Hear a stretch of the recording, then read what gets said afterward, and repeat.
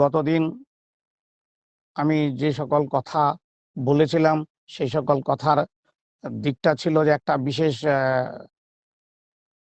দিক, যে দিকটা নিয়ে আমরা আলোচনায় ঠাকুরকে বুঝতে চেষ্টা করেছিলাম। ঠাকুরকে নিয়ে আলোচনা করা মানে ঠাকুরকে বুঝতে চেষ্টা করা। তার যে জীবন আমাদের জন্যই তিনি ব্যয় করেছিলেন, সেই ব্যয়টা তিনি করে কি আনতে চাইছিলেন সেটি হচ্ছে মূল আজকের আমাদের বোঝবার বিষয়। আমরা ঠাকুরকে গ্রহণ করেছি তো ঠিকই, কিন্তু ঠাকুর আমাদেরকে কি দিতে চাইলেন আর আমরা কি পেতে চাইলাম আর আমরা কি পেলাম, এটাই হচ্ছে আমাদের আজকের জীবনের বিচার্য বিষয়। আর ওই হিসাবে ঠাকুরকে চিন্তা করাটাই হচ্ছে সমাজের সবচেয়ে বড় আমাদের প্রয়োজন।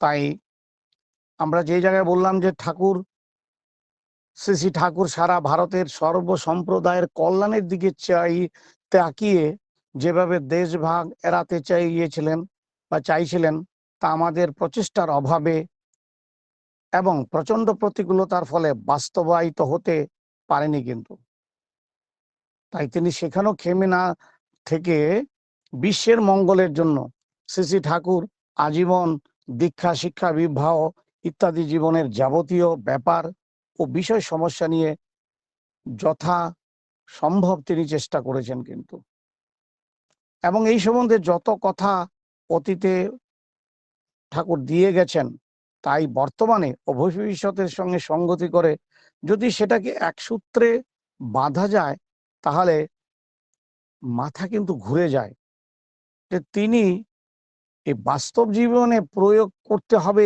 এই কথাগুলি এত সুন্দরভাবে বলেছিলেন। আর সেটার দ্বারা যে একদিন স্বর্গ নেমে আসবে, এই কথাটা আজও কিন্তু মানব সম্প্রদায় বুঝতে পারছে না। তাই আমরা তার কাছে প্রার্থনাই রাখব, তিনি যেন মূর্ত ঈশ্বরের প্রতি আমাদেরকে চলবার জন্য আমাদের ভিতরে যেন বৃত্তিভেদী মানে অনুরাগ জমে, সেটাই যেন তিনি আমাদের বলতে চাইছিলেন এবং সেটার প্রতি আমাদের নজর দেওয়া উচিত। তাই আমরা তাকে নিয়ে চলছি তো, তাই তিনি যখন যে যে কথা বলেন, যা যা ইনস্ট্রাকশন দেন, সেই কথাগুলো কতটা সিরিয়াসভাবে আমরা নিচ্ছি সেটাই হচ্ছে মূল কথা। আজকের এই নামধ্যান যেই লিঙ্ক, এখানে আমরা এসছি, আমরা আর কিছুক্ষণ সময় থাকবো। প্রতিনিয়ত এখানে আসা হচ্ছে সবারই, আবার আসা হবেও। কিন্তু প্রত্যেকটি কথাতে যে ঠাকুর যে তার অন্তর থেকে যে কথাটা বলতে চাইছেন, সেই কথাটা কজন মানুষ সেখানে নিচ্ছেন, সেটাই হচ্ছে বড় পরিসংখ্যা। তাই যদি এরকমই বলি যে আমরা সেদিন কথা বলছিলাম যে 1939 সনে শ্রী শ্রী ঠাকুর তদানীন্তন পরিস্থিতির পরিপ্রেক্ষিতে ডক্টর শ্যামাপ্রসাদ মুখার্জিকে এই দেশটা যাতে ভাগ না হয় তার বিষয়ে সমস্ত কথা বললেন। এখন বললেন তো ঠিকই, কিন্তু হলো যে না তারও অনেক কথা আমরা বললাম বা এখন আমরা জানি। তো 1939 সন ঠাকুর 1941 সন 1941 বছরগুলির প্রতি নজর রাখবেন। আমি যখন বলবো যে বছরগুলি, গেল 1939, এলো 1941। এই 41-এ ঠাকুর একটা বিশেষ ধরনের ইচ্ছা প্রকাশ করলেন। এই ইচ্ছাটা কিরকম? ঠাকুর বললেন যে তিনি কিছু একদল যুবক সন্ন্যাসীর মতো মানুষ চান, যারা কিনা 40 বছর পর্যন্ত ব্যাচেলারই থাকবে, মানে বিবাহ বৈবাহিক জীবনে যাবে না, যারা সংসারের দিকে না তাকিয়ে আইডিয়াল ফুলফিল করবার জন্য উদ্দাম হয়ে চলবে। যত দুঃখ কষ্টই আসুক না কেন তাদের কিছুই দেওয়া হবে না। কিন্তু কি বলছি আবার শুনুন, যত দুঃখ কষ্টই আসুক না কেন তাদের কিছুই দেওয়া হবে না, অথচ তারা সব দায়িত্ব নেবে, নিয়ে চলবেও। তাদের একমাত্র ধ্যান থাকবে যে সেন্ট্রাল অর্গানাইজেশন যেটা সৎসঙ্গ, তাকে নিয়ে কাজ করা এবং ডিস্ট্রিক্টে ঘুরবে। এখন ঠাকুর যে এই যে লোক খুঁজলেন, তারা আবার বেসিক্যালি গ্রাজুয়েট হতে হবে, মানে বিএ বিকম ইত্যাদি পাস হতে হবে। কিন্তু তাহলে সেই যুগে, আমি সন বলছি কিন্তু 1941 সন, কজন ছিল? হাতে গোনা মানুষ। আর আজ কত অহরহ মানুষ আছে, কিন্তু গ্রাজুয়েট তো কত আছে। এই লিঙ্কে এখন 132 জন, আশা করি 100 জনই গ্রাজুয়েট। তাহলে ওই দিন ছিল না, কিন্তু আজ আছে। তাই এখন প্রশ্ন এখানেই আসে, তার মধ্যে এই টাইপের চিন্তাধারা কি কেউ করবেন? কেউ কি ওইরকম ভাবে চিন্তা করবার মতো আজ বলার পর, শোনার পরে কি ভাবছেন? যাই হোক, ঠাকুর বললেন ঠাকুরের ইচ্ছা তিনি কাজে পরিণত করবেন। তখন দেখা গেল এই শর্তে স্নাতক কর্মী হিসাবে তখন ঠাকুরের ইচ্ছায় সম্মতি দিয়ে এই রকম শর্তে কাজে নামলেন বীরেন্দ্রলাল মিত্রদা, চুনিলাল রায়চৌধুরী জামশেদপুর থেকে, বর্ধমান থেকে, মানে জামশেদপুর থেকে, এবং মেদিনীপুর থেকে কিরণ মুখোপাধ্যায়। তাই মাত্র 3 জন পাওয়া গেল। তাই ঠাকুর এর এই বলতে গেলে ওই যুগে এটা বলা হতো যে 3 জন নাকি মানসপুত্র আছে। কি নাম? বীরেন, কিরণ ও চুনি। তাদেরকে নিয়ে ঠাকুর তার এই যে ইচ্ছা বাস্তবায়িত করবার জন্য ঠাকুর তাদেরকে কাজে লাগালেন। কিন্তু এখন এই যে কথাগুলি হচ্ছে বাস্তবায়িত করবার জন্য, কি তিনি যা বলছেন তা অক্ষরে অক্ষরে পালন করবার জন্যই দরকার হচ্ছে সেরকম একমুখী, এক ধ্যানে চলবার মতো মানুষ। তাই তারা কাজ করলেন।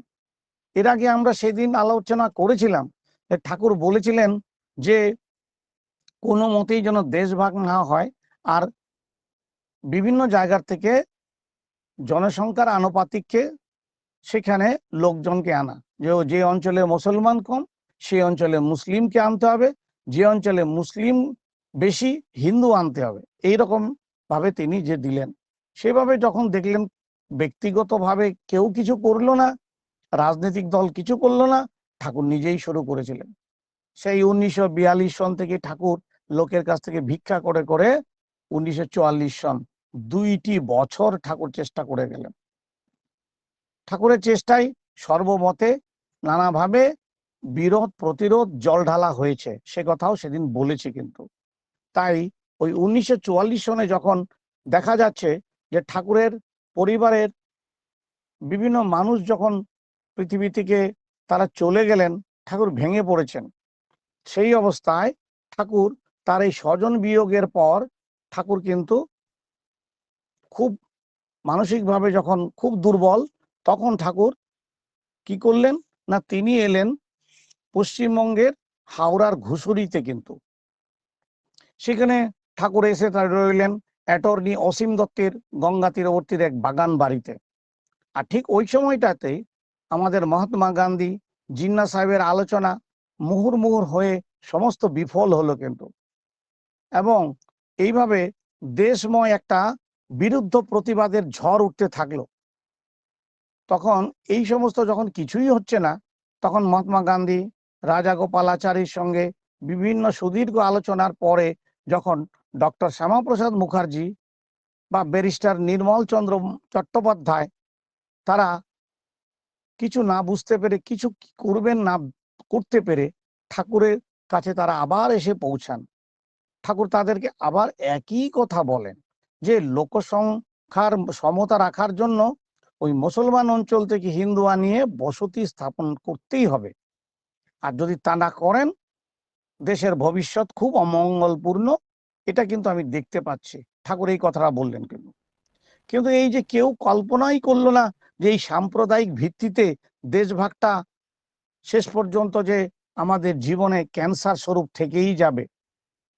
হয়তোবা সবাই বুঝলো, বা হয়তো আজও বুঝছে, কিন্তু দাঁড়িয়ে আছে তো সেই একই জায়গায়। তো এখন এইভাবে ঠাকুর তো আর দাঁড়িয়ে থাকবেন না। পরবর্তী পরিস্থিতি আসছে, কিন্তু কিরকম? ঠাকুর দেখলেন যে মানুষ তো এই একটা জিনিস যে ধর্মের ভিত্তি দিয়ে দুই সম্প্রদায় দুই রকম দেশ চাইছে, এটা গেল একটা দিক। এদিকে যে দোয়ার গোড়ায় যে আরেকটা জিনিস দাঁড়িয়ে আছে, এটা কেউ কল্পনাও করেননি। আর আমি এতক্ষণ যতক্ষণ না বলছি তখন আপনারাও কল্পনা করতে পারছেন না আমি পরবর্তী কি বলবো। সন 1942 বললাম যে 42, 44, 43, 44 চলছেই কিন্তু অর্ঘ সংগ্রহ আর ওই পরিকল্পনার বাস্তবায়ন। তখন ঠাকুর একটা অদ্ভুত প্রস্তাব দেন যে ঘরের সোনা বিক্রি করে চাষের যোগ্য জমি কিনতে, যদি যার কাছে কিছু সোনা আছে সেগুলো বিক্রি করে দাও, যে পারে সে কিনবে, এবং তাতে জমি কিনতে বলা হলো। এখন ঠাকুর বললেন যে সোনা মানুষের জীবন রক্ষা করে না, বরং চোর ডাকাতকে আমন্ত্রণ করে, জীবন বিপন্নই করে, কিন্তু জমি মানুষের জীবন রক্ষা করে। সোনার মতো জমি চোর ডাকাতের হাতে লোট পাওয়া নাই কিন্তু। অতএব জমি কিনে তার ফসল জমা রাখতে ঠাকুর 1942 সনে বললেন। এখন এই কথা বললে আপনারা কেউই রাজি হবেন না যে এই ধরনের কথা কেন।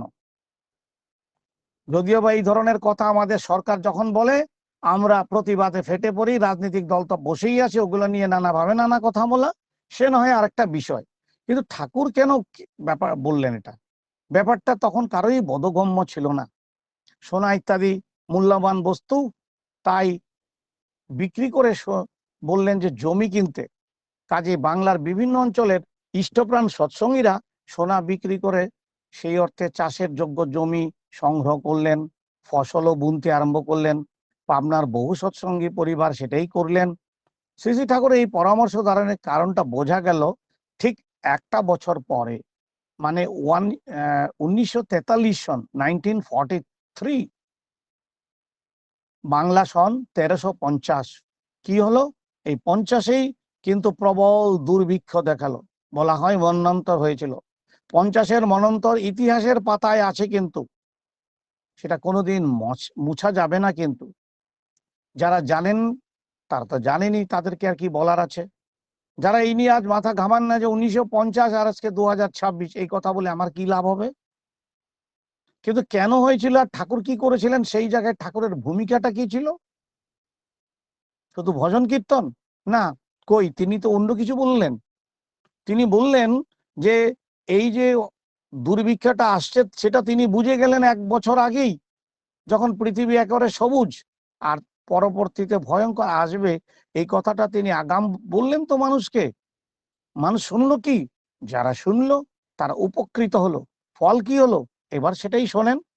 যে দেখা গেল যে ওই সময় এই ব্রিটিশ জাতির সর্বগ্রাসী মানুষ শাসনকালীন তাদের যে কলঙ্ক অধ্যায়, কিন্তু এটা এই ব্রিটিশের জন্যই এটা হয়েছিল। দ্বিতীয় মহাযুদ্ধ তখন তুঙ্গে, কিন্তু সামরিক প্রয়োজনের জন্য, মানে চারিদিকে যুদ্ধ চলছে, তাই সৈন্যদের জন্য রসদ মজুত করলেন, এবং প্রচুর রসদে ভারতবর্ষ থেকে সুযোগ লন্ডনে চলে গেল। কিন্তু সাধারণ মানুষের কাছে এই খাদ্যশস্যের একটা বড় অংশ তাদের কাছে আর রইল না, কিন্তু তাদের নাগালের বাইরে। কিন্তু তার বিগত বছরেও তার শস্যটা সেমন মানে আমাদের মাটিতে হয়নি।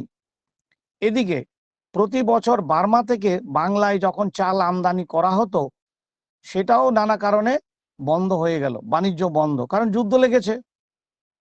জাপান তখন বার্মা দখল করে নেওয়ায় ওখান থেকে আর চাল বাংলায় আসছে না।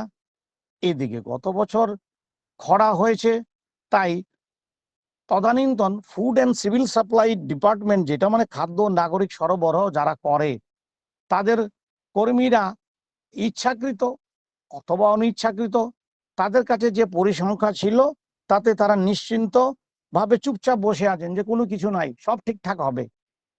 এইভাবে চাহিদার অনুপাতে মজুদ খাদ্যশস্যের পরিমাণ কম ছিল। তারা ভাবলেন ঠিকই আছে, কিন্তু বাস্তবে চিত্রটা কিন্তু অন্যরকম ছিল। তাই চাহিদার তুলনায় এই যোগানের যদি বিশাল ফারাক থাকায় চাল ডাল আনাজ দুর্মূল্য হয়ে সাধারণ মানুষের নাগালের বাইরে চলে গেল। কলকাতা সহ সারা বাংলায় মানুষ মরতে লাগলো ঝাঁকে ঝাঁকে। অনাহারে অপুষ্টিতে কারণে কিন্তু বাংলার ঘরে ঘরে, সে কথা আপনারা একটু যান গুগলে গিয়ে পড়েন, দেখবেন কি পাবেন। এই নিয়ে কত সিনেমাও হয়েছে।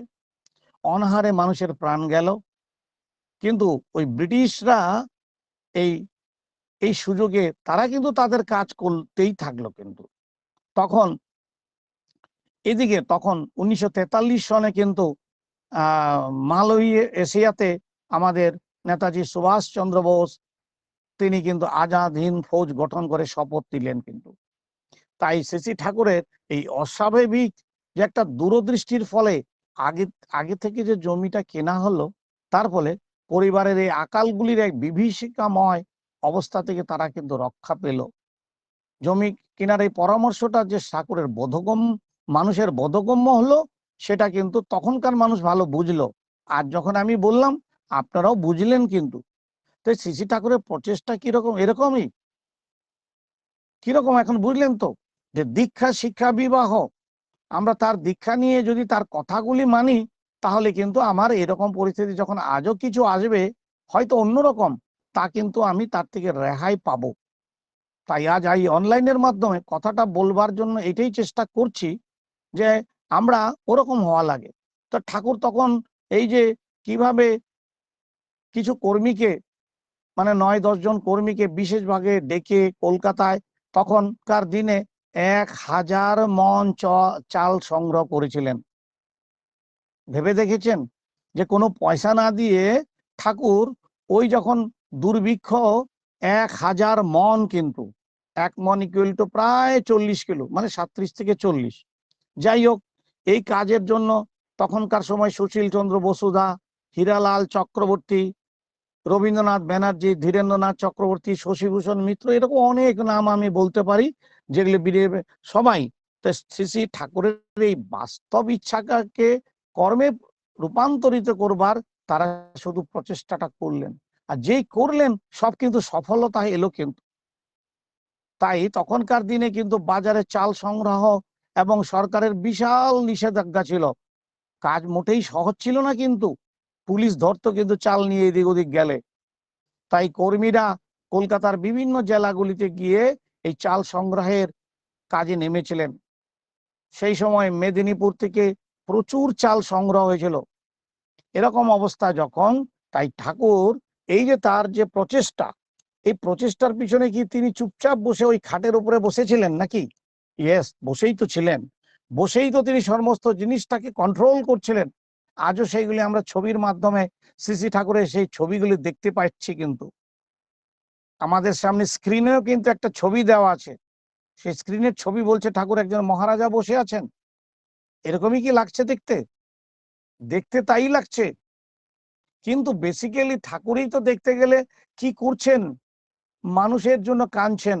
তার খাওয়ার অভাব ছিল তো সেরকম দেখলে মনে হচ্ছে না, কিন্তু লোকের জন্য তো করলেন, স্বাধীনতার জন্য করলেন। তাহলে বেসিক্যালি বলতে গেলে তো এই কথাটাই বলা হয়, যে বা আমরা বলতেও পারি যে ঠাকুর তাহলে কি একজন ফ্রিডম ফাইটার ছিলেন না? কই, আমরা তো কোনোদিন বলেছি ঠাকুর স্বাধীনতা সংগ্রামী ছিলেন? বলবো না তো। কজন বলবো, কেন বলবো? এই কথাগুলিরই প্রশ্ন কিন্তু আজকের এই আলোচনার মূল বিষয়বস্তু। কিন্তু তাই 50-এর যে মন্বন্তরটা হলো, এই কথাগুলির অর্থ কি, তার ভিতরে অনেক কথা আছে। যে কিভাবে তখনকার যুগে সিভিল সাপ্লাইজ ডিপার্টমেন্টের কাছে ঠাকুর পাঠালেন এই যে সকল দাদাদের নাম বললাম। কিন্তু তখন প্রফুল্ল কুমার দাসদা ভালো ইংলিশ বলতেন। তিনি 1939 সনে ঠাকুরের এই সৎসঙ্গে জয়েন করেছিলেন। কিন্তু তিনি গেলেন কলকাতা। তিনি কলকাতায় গিয়ে ভবানীপুরে অঞ্চলে chief controller of civil supplies এর কাছে মিস্টার আয়ারের সঙ্গে তিনি আইসিএস অফিসারের সঙ্গে দেখা করলেন। এখন গিয়ে তখন তিনি ঠাকুরের দণ্ড নিয়ে চলতেন, আজও অনেকেই চলছেন। তো ঠাকুরের এই দণ্ড নিয়ে যখন ওখানে গেলেন, দারোয়ান দরজা খুলে বলল, তার দণ্ড দেখে সে একটু ভয় পেল, ভিতরে যেতে দিচ্ছিল না। কিন্তু তিনি বললেন এটা ঠাকুরের আশীর্বাদ পুত দণ্ড, তাই সেটা নিয়ে যাব। তিনি তখন ভাবলেন, তিনি ভাবলেনও, আর মনে মনে চিন্তা করলেন যে দণ্ড তো যাচ্ছে না, দণ্ডের মধ্য দিয়ে তো ঠাকুর যাচ্ছেন। তাহলে ঠাকুরকে না নিয়ে গিয়ে আমি বাইরে রেখে গিয়ে ওই সিভিল সার্ভিস অফিসারকে বললে কাজ হবে? হবে না। তাই তিনি দণ্ড নিয়ে গেলেন, ভিতরে ঢুকলেন। তখন তিনি বললেন যে আপনি কেন এসছেন? তখন তিনি বললেন যে সৎসঙ্গের প্রাণপুরুষ শ্রী শ্রী ঠাকুর অনুকূলচন্দ্র আমাকে আদেশ করেছেন 1000 মণ চাল কলকাতা থেকে সংগ্রহ করে পাবনায় নিয়ে যেতে। তিনি বলেছিলেন পাবনার 10 মাইলের মধ্যে একটা লোকও যাতে অনাহারে প্রাণ ত্যাগ না করে, সেইটাই তার লক্ষ্য। সেই উদ্দেশ্যে আমি আপনার কাছে কলকাতা এখন এসছি। মিস্টার আয়ার বললেন, তোমার কথা শুনে কিন্তু আমার হাসি পাচ্ছে। কলকাতা থেকে এই মন্বন্তের সময় 1000 মণ চাল সংগ্রহ করবে, এ কিরকম একটা অবিশ্বাস্য চিন্তা তুমি করছো, আর কিভাবেই তুমি করছো? তখন তিনি সাহেবের হ্যান্ডশেক করে আত্মীয়ের মতো তার মুখের দিকে চেয়ে তিনি বললেন যে গুরুর আদেশ পালন সম্বন্ধে ধ্যান করেই আমি আপনাকে বলছি। কিন্তু মিস্টার আয়ার আবার হেসেই ফেললেন, তোমার কথা শুনে আমারও ইচ্ছা করছে তোমার গুরুর আদেশ পালন করে তোমাকে সাহায্য করতে, কিন্তু তুমি কিভাবে এটা পারবে আর আমি বা কি পারবো আমি কিন্তু বুঝতে পারছি না। কিন্তু তিনি বললেন যে তুমি কি কোনো সিভিল সাপ্লাইজ ডিপার্টমেন্টের লোককে চেনো? বলে আজ্ঞে না, আমি চিনি না। তো বলে একটু চিনি, অল্প অল্প চিনি। বলে কি রকম? না আমি একজন কে সেন আইসিএস অফিসারকে বহুদিন ধরে জানতাম। এইবার বুঝলেন যে ঠাকুর যে কিছু ধরনের বড় উচ্চ মাপের গ্রাজুয়েট মানুষগুলি চাইছিলেন, এই যে এইরকম। তখনকার দিনে তিনি এমএ পাস ছিলেন। কিন্তু এই যে দেখেন, ICS officer, Indian civil service in the year of 1942। Just imagine, একবার ইমাজিন করুন। আজকের ডেটেও আমরা সিভিল সার্ভিসের সামনে দাঁড়াতে গিয়ে আমাদের অনেকেরই মুখের জিহ্বা কাঁপে, হাত পা ঘেমে যায় অনেকের কথা বলতে, প্রশাসনিক লোকেদের সামনে দাঁড়িয়ে বলছে। কিন্তু তাই সেখানে দণ্ডের মাধ্যম দিয়ে একজন ধুতি পরা মানুষ ঠাকুরের কথা বলে কিভাবে কাজ হাসিল করলেন? কারণ তিনি তো করেই রেখেছেন, শুধু আমাকে গিয়ে করতে হবে না, শুধু বললেই হয়। তাহলে ওই বললেন, তো তিনি বললেন তুমি যাও তোমার সেই সেনের কাছে আর গিয়ে বলো আমি দেখি কথা বলবো সাহেবের সঙ্গে। এই যে মানুষ একটু আগে হাসলো, আবার বলল যে তুমি সেনের কাছে যাও এইভাবে। তখন তিনি একখানি তার অফিসিয়াল পেটে চিঠি লিখে দিলেন। তো তখন কিন্তু কলকাতার বাইরে চাল পাঠানো সরকারের আপত্তি বা এবং নিয়ম ছিল, এবং কোনো মতেই যাবে না। কিন্তু এই রিলিফ ওয়ার্কের জন্য তার এই চিঠি নিয়ে তিনি যাওয়ার পর চাল সেখানে গেল এবং পাওয়া গেল, এবং রেলওয়ে অথরিটির কাছ থেকে যোগাযোগ করে পুরো একটা ওয়াগন ভাড়া তিনি নিয়ে নিলেন এবং পাবনায় এসে চাল পৌঁছে গেল। মনে হলো যেটা ঠাকুর নিজে সবটা করলেন। আজ এটা আমাদের গৌরবের একটা অধ্যায়। আমি জানি না আপনারা কয়জন মানুষ জানেন এই বিষয়গুলোতে, বা জানলেও সেটা নিয়ে কি মনে রেখে কয়দিন চলেন। যে চাল এসে পড়ায় ঠাকুর রাতারাতি ওই সবাইকে, বিশেষ করে কয়েকজন যারা প্রথম শ্রেণী, হীরালাল দাকে তো রীতিমতো ঠাকুর হিরো বানিয়ে দিলেন। বললেন যে আর কেউ মারা যাবে না এই অঞ্চলে। পাবনার 10 মাইলের মধ্যে একটা লোকও কিন্তু মারা যায়নি। ঠাকুর তখন কেমন ভাবে এই অক্ষম এই মানুষগুলোকে যে অক্ষম থেকে ক্ষম করলেন। আমাদের কিশোরীদা তখন লাটুমের মতো জোরাচ্ছেন। কিশোরীদা কিন্তু এরপরেই 1943-তে দেহ রাখেন। কিন্তু এই সমস্ত করেছেন, রাত দিন খেয়েছেন, রাত দিন পরিশ্রম করেছেন। সারা আশ্রমে মানুষ থাল নিয়ে লাইনে দাঁড়িয়ে চাল এবং রান্না আমাদের সেই খিচুড়ি ইত্যাদি খেতেন। কিন্তু তাহলে শ্রী ঠাকুর অনুকূলচন্দ্রের কি প্রয়োজন ছিল সেদিন বিনামূল্যে এইসব করার? দেশ কিন্তু ভাগ হয়নি। কিন্তু তাই আমাদের একমাত্রই একটা, যে আমরা যদি শুধু নিমিত্ত মাত্র হয়ে যাই তাইলে কিন্তু আমরা সব্যসাচী হয়ে যাই। সব্যসাচী মানে আমাদের দুটি হাত সমান চলবে। কিন্তু তা আমাদের দুটি হাত চলে কি? কিছুই চলে না, মাথাও চলে না, কিছুই চলে না। তাই কথাটা বলছি যে এই কথাটার অর্থগুলি কি দাঁড়ালো, যে ঠাকুর এইভাবে কিভাবে করলেন এবং তিনি যে করেন। আরেকটি রূপক ভাবে একটু কথা বলি। এই বীরেন্দ্রলাল মিত্র তিনি তখন তার ব্যক্তিগত পর্যায়েও কিন্তু তিনি চাল সংগ্রহের জন্য লেগে আছেন। তো কলকাতাতে একটা মারোয়ারি দোকানে গেছেন, আরবদার মারোয়ারি, তিনি তার গদিতে ডেলি যান এবং বেশ জল মানে গল্প করেন প্রতিদিন। তারপরে ঠাকুরের কথা বলেন, ভারতীয় সনাতন ধর্ম বলেন, আর্যবাদ সম্পর্কে বিভিন্ন কথা বলেন, বৌদ্ধ জন ইত্যাদি বিভিন্ন কথা তিনি ব্যবসায়ীটিকে বোঝান এবং 3 দিন ধরে এরকম কথাবার্তাই চলছে। চতুর্থ দিন ব্যবসায়ীটি অস্থির হয়ে বললেন, বাবুজি আপকো ক্যা চাহিয়ে? বীরেন্দ্রলাল মিত্রদা বললেন, চাল। মানে এতদিন ধরে তো আপনি ধর্মের কথা বলছেন আর এখন এসে বলছেন চাল, আপনার কি মাথা খারাপ আছে নাকি? তখন বললেন, কি আপনি জানেন না যে সরকারের নিষেধাজ্ঞা রয়েছেন, তার মাঝে আপনি চাল চাইছেন যে এখান থেকে চাল নেবেন? তখন তিনি বললেন যে আর্য ঋষিদের তখনকার যুগে তারা ছাত্রদেরকে যেভাবে বলতো, আর ছাত্ররা আরণ্যের উপাখ্যান ইত্যাদি কথা দুই একটা বললেন, তারা পালন করেছিল। আমিও কিন্তু শপথ নিয়ে ওই আজ্ঞা পালন করতে আপনার কাছে এসেছি।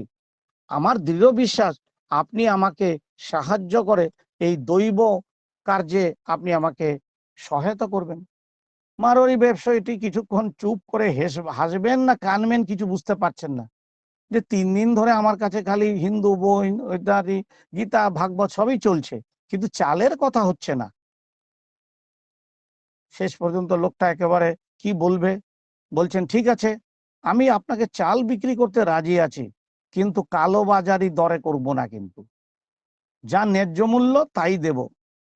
তখন আরেক কথা বলে বসলেন বীরেন্দ্রলাল মিত্র, বলে, দাদা আমি তো চাল কিনতে আসি নাই। তাহলে মারোয়ারি বলছে, তাহলে কি করতে আসিয়েছেন? মারোয়ারি ওই হিন্দি বাংলায়, তাহলে কি করতে আসিয়েছেন? তা মারোয়ারি ভদ্রলোকের এই কথা শুনে তো তার মানে তার আর্তনাদ করা ছাড়া আর কিছু নাই, মানে তিনি এত মানে নিজের চুলি বোধহয় নিজে ছিঁড়বেন। তখন বীরেন্দা বলছেন, আরে দাদা আমি তো চাল রিলিফ হিসাবে আপনার কাছে ভিক্ষা চাইতে এসছি। মারোয়ারি তখন কেঁদেই ফেলে অবস্থা, যে এই বেটা তো ছাড়বেই না। তখন তিনি কোন রকম ঢোক গিলে বলছেন যে আপনার কি মস্তিষ্ক ঠিক আছে? আপনি কি কিছু বুঝতেই পারছেন না?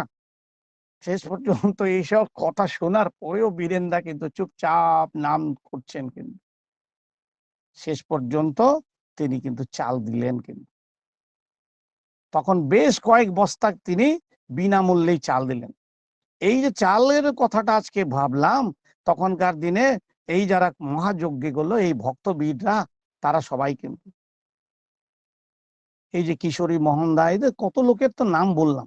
তো এইভাবে যে ঘটনাগুলি ঘটলো, এইভাবে কিন্তু একটা সন আমাদের বেরিয়ে গেল। 1942 গেল, 1943-এর কথা শুনলেন, 1944-এ ওই বললাম একটু আগেই তো যে আবার ঠাকুর স্বজন পরিজনকে হারালেন। কারা? তাদের কথাও সেবারও বলেছিলেন, আবার বললাম, যে বলছি যে অনন্ত মহারাজকে ঠাকুর হারালেন, কিশোরী মহারাজকে ঠাকুর হারালেন, ঠাকুরের শিক্ষক ছিলেন শশীভূষণ মিত্র, তাকে হারালেন, মাতা মনমোহিনী দেবীকে হারালেন, নিজের অতি প্রিয় কন্যা সাধনাদিকে হারালেন। 2টি বছরে এতগুলি বিশেষ বিশেষ মানুষ চলে গেল। ঠাকুর চারিদিকে যেন অন্ধকার দেখতে পেয়ে চলে এসেছিলেন কিন্তু এই ঘুষুরিতে, এই বলেছিলাম একটু আগে, কিন্তু অ্যাটর্নি অসীম দত্তের বাড়িতে। কিন্তু তো গেল সেই কথা, গেল 44। তারপরে কি তিনি বসে আছেন? না তো, তিনি তখন দেখছেন, তিনি কিন্তু কিছুই করেন না, কিন্তু সবই তিনি করছেন কিন্তু বসে বসে। তা কি হলো, যে ঠাকুরকে নিয়ে পৃথিবীতে তখন চারিদিকে কিন্তু এই স্বজন বিয়োগের পরে কিন্তু কথা বলছি, যে 1945 সন চলে এলো, কিন্তু দ্বিতীয় বিশ্বযুদ্ধ তখন প্রায় শেষ। কিন্তু তখন আমেরিকার থেকে কিছু মানুষ এই দেশে রেড ক্রস সোসাইটির মাধ্যমে তারা ভারতবর্ষে ছিল, কিন্তু তারা কিন্তু এখন যুদ্ধ ক্লান্ত, তারা আমেরিকান ফিল্ড সার্ভিসের লোক ছিল, তারা দেশে চলে যাবে। এমন অবস্থাতে একদিন ডায়মন্ড হারবার থেকে একদিন রাত্রিবেলা তারা মোটর যোগে কলকাতা যাচ্ছেন। হঠাৎ দেখতে পেলেন যে একটা গ্রামের খুব মানে প্রত্যন্ত অঞ্চলে বেশ কিছু লোক সমবেত হয়ে তারা আলোকের ঝলমলে শঙ্খ, ঘণ্টা, কাসর এবং খোল করতালের বাদ্যে চারিদিক যেন একেবারে মাতিয়ে রেখেছে। তারা তখন কৌতূহল বশত এরকম ভাবটা দেখে তারা দাঁড়ালো, তারা মোটর থেকে নামলো, এরা সব আমেরিকান। এসে দেখলো যে একটা সুদর্শন সৌম্যমূর্তি পুরুষের আলোকচিত্র সিংহাসনে রাখা আছে, আর তার সামনে কিছু ভক্তবৃন্দ ওই সমবেত কীর্তন টীর্তন করছে। বিস্মিত হয়ে তারা ভাবলো যে একটা মানুষের কাছে এতগুলি মানুষ বসে চুপচাপ হাত জোর করে কীর্তন করছে, প্রার্থনা জানাচ্ছেন, অর্থটা কি? তারা ইংরেজি ভাষায় জিজ্ঞাসা করলো যে এই যে সিংহাসনে যার মূর্তি রাখা আছে তার পরিচয়টা কি? তারা কিন্তু ইংরেজি বুঝলো না, কিন্তু তারা এটাই বুঝালো যে এটা একজন জীবিত মহাপুরুষ, এবং তার সম্বন্ধে জানতে হলে কলকাতার 68 সূর্যসেন স্ট্রিট মানে মির্জাপুর স্ট্রিটে এসে সৎসঙ্গ সেন্টারে যান। এই সূত্র ধরে কিন্তু তারা কিন্তু কলকাতায় এলো। কিন্তু সেখানে কিন্তু তখন আমাদের জ্যোতি ছিলেন, যতীন দাসদা। তার কাছে তিনি তো ইংলিশে জানতেনই, এই যে ঠাকুর বলছিলেন গ্রাজুয়েট লাগে, এই যে কারণগুলি কিন্তু তিনি এসে, যিনি এলেন তার নাম ছিল এডমন্ড জোসেফ স্পেন্সার দা, যিনি তখন হার্ভার্ড ইউনিভার্সিটি বিশ্ববিদ্যালয় থেকে সেই যুগে কিন্তু MA সন কিন্তু 1945 সন, লচুপচু লোক না কিন্তু। কিন্তু তার দেখার পরেই, তিনি আসার পরেই তিনি ঠাকুরের দীক্ষা নিলেন, এবং তিনি আশ্রমে গিয়ে শ্রী ঠাকুরের দর্শন ইত্যাদির জন্য তিনি তার জীবনটাকে ওই পথে চালাবার জন্য রয়ে গেলেন। এরপর তিনি একদিন জিনিসপত্র নিয়ে কলকাতায়ও আবার এসলেন। তখন তার সঙ্গে দেখা হয়ে গেল যুদ্ধকালীন তার সহকর্মী রে হাউজারম্যানদার। এই ব্যাপারেও আপনারা জানেন হাউজারম্যানদার কে, বিশেষ যাচ্ছি না। তাহলে তারা দুজনেই কিন্তু এই যুদ্ধ ফেরত কর্মী, কিন্তু তারা বাংলাদেশেও ঠাকুরকে মানে তখন পূর্ব বাংলায় গিয়ে দেখা করলেন, সবই হলো। ধীরে ধীরে ধীরে আরেকটা নূতন দৃশ্য শুরু হলো কিন্তু। তো এইভাবে ভারতের বাইরে কিন্তু ঠাকুরের বিষয় চলতে থাকলো কিন্তু। তো এই যে কথাগুলি দাঁড়াচ্ছে, এরপরে এক্সমেনের আসা, আরো অনেক কিছু আছে। তো কথাগুলি কি দাঁড়াচ্ছে, এইগুলো কিন্তু স্বাধীনোত্তর যুগেই ঘটছে, কিন্তু স্বাধীনতা কিন্তু হয় নাই, কিন্তু দেশভাগ হয়েছে কিন্তু। এরকম ভাবে 1945 সনেই যে লক্ষ লক্ষ মানুষের মান প্রাণ গেল, অমুক গেল, এই যে পরিস্থিতি হলো, হিংসা হলো, হানাহানি হলো, মানবতার যে কথা সৎসঙ্গ বলতে চাইলো, সর্বধর্ম সমন্বয় মতবাদকে সৎসঙ্গ দ্রুত ছড়াতে চাইলো, এবং দেশের গণ্ডি পেরিয়ে যে চারিদিকে যে তখন মানুষ একটা শান্তি চাইছে, সেটা কিন্তু অনেকে বুঝছে, অনেকে বুঝছে না। আজও তাই। তখনকার দিনে কিন্তু এই ভোগবাদী মানুষ কি কম ছিল? না, একই ছিল। আজ বেশি, ইয়েস, আজ বহুত বেশি। সেই প্রভাবে বিজ্ঞানী, দক্ষ, আধুনিকতা, সভ্র, অগ্রণী সমস্ত মানুষ কিন্তু ঠাকুরের এই কথার থেকে ঠাকুরকে বোঝার চেষ্টা তখনকার সময় বড় সিরিয়াসলি কিছু মানুষ তো নিয়েছিল। তাই দেখা গেল এরকম 1945 সনে, দিনটা ভালো করে শুনবেন কিন্তু, 1945 সন, জাগা কলকাতার কালীঘাট কিন্তু শ্রী ঠাকুরের 58তম জন্ম উৎসব পালন করার কর্মসূচি নেওয়া হলো। ভারত বিভাগ হয় নাই কিন্তু। প্রধান উদ্যোক্তা ছিলেন তখনকার সময় কিন্তু সেই হীরালাল চক্রবর্তী। একটু আগে বলেছিলাম যে চালের ব্যাপারে ওই হীরালাল চক্রবর্তী, যে লাটুমের মতো, যা এই বৃদ্ধ মানুষটা তাকে লাটুমের মতো ঘুরিয়েছিলেন কিন্তু। এই শব্দ আমার নয় কিন্তু, এই শব্দ কিন্তু ঠাকুরেরই কথা, যে হীরালাল কিন্তু লাটুমের মতো কাজ করলো কিন্তু। তার সঙ্গে ছিল রাজেন্দ্রনাথ মজুমদার, আবার সেই বীরেন্দ্রলাল মিত্র, যিনি কিনা একটু আগেই বলেছিলাম যে তিনি গ্রাজুয়েট, স্নাতক মানে যাকে বলা হয় চাইছিলেন। তো কালীঘাটের কালী মন্দিরের নিকটবর্তী চিলড্রেন্স পার্কে কিন্তু উৎসব মণ্ডপ তৈরি হলো। মন্দিরের মুখ্য দ্বারে একটা দোতলা বাড়ি ভাড়া করে সেখানে পরিষ্কার পরিচ্ছন্ন করে উৎসবের কাজকর্ম শুরু হয়ে গেল। আশ্রম থেকে আসলেন শিশু বর্দা, পূজনীয় ছোটদা, সবাই, তাদের জন্য বিশেষ বাড়ি ভাড়া ইত্যাদি ইত্যাদি ইত্যাদি। সুসচ্ছ নিজ মণ্ডপে 3 দিন ধরে উৎসব হলো কিন্তু। বেশ কয়েকজন জননায়ক কিন্তু তারা এখানে এসেছিলেন কিন্তু। বহু লোক কিন্তু দীক্ষা নিল। এইভাবে কিন্তু নেপথ্যে একটি উল্লেখযোগ্য ঘটনাই ঘটলো কিন্তু। তাই সৎসঙ্গের তখন এই যে উৎসব হবে, যে সেই উৎসবে সৎসঙ্গ মানুষ যে কিভাবে চলে তার একটা উদাহরণ দিয়ে আজকের আমার বক্তব্য শেষ করি। আমরা কিন্তু থেমে নেই, সেদিনও থেমেছিলেন না। তখনও একটা পত্রিকা ছিল, তার নাম ছিল দৈনিক আজাদ। এই দৈনিক আজাদে তখন গেলেন বীরেন্দ্রলাল মিত্র আর কিরণ মুখোপাধ্যায়, সেই লোকটা ওই একটু আগেও বলেছিলাম স্নাতক, তারা গিয়ে ওই পত্রিকা অফিসে গিয়ে এখানে একটা মানে খবর ছাপবেন যে ঠাকুরের উৎসবটা হবে। তখন ওই অফিসে গেলেন, গিয়ে তারা বললেন যে এরকম আমরা এসছি।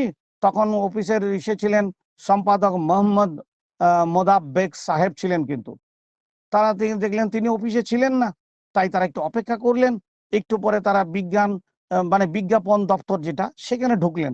সেখানে ছিলেন মোহাম্মদ সারদুল আলম খান, তার চেম্বারে ঢুকলেন এবং সৌজন্যমূলক কথাবার্তা বললেন। বলার পর বীরেন্দ্রলাল মিত্র জানালেন তিনি কেন এসছেন।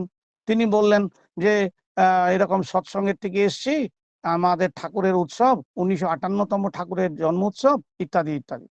তখনই সারদুল সাহেব তার শারীরিক ভাষায় একটা অশ্রদ্ধার কথা বললেন। কথাটা ভালো করে মন দিয়ে শুনতে বলছি, আর 2 মিনিট বেশি নেব, আপনারা শুনুন যে আপনারা কি আমরা কি করি আর এখানে কি ঘটছে, আর সেটা শুনে রাখুন, কাজে দেবে কিন্তু। তো সারদুল সাহেব একজন মুসলিম ধর্মী মানুষই ছিলেন। তিনি ঠাকুরের এই বহু বিবাহকে সমর্থন করেন না, করে একটা তর্ক চালু করে দিলেন। কিন্তু এদিকে ঠাকুর যে একাধিক বিবাহ করেছেন বলে একটা এরকম অদ্ভুত পরিস্থিতি, তারা বললেন এই আমরা এই ধরনের বার্তা ছাপবো না ইত্যাদি ইত্যাদি। তখন আমাদের দাদা বুঝালেন যে প্রেরিত পুরুষ যারা, অবতার যারা, তারা কিন্তু তাদের আচরণ যাই হোক না, কিন্তু সে আচরণ কিন্তু সব মানবের কল্যাণের প্রয়োজনে, আর একমাত্র তারাই এটা করতে পারেন। সুতরাং তাদের এই কর্মসূচিগুলোকে আপনারা যদি মানবিক দৃষ্টিতে দেখেন, তাহলে কিন্তু থই পাবেন না। এটা বেশ ভদ্রভাবে বললেন কিন্তু বীরেন্দ্রলাল মিত্র।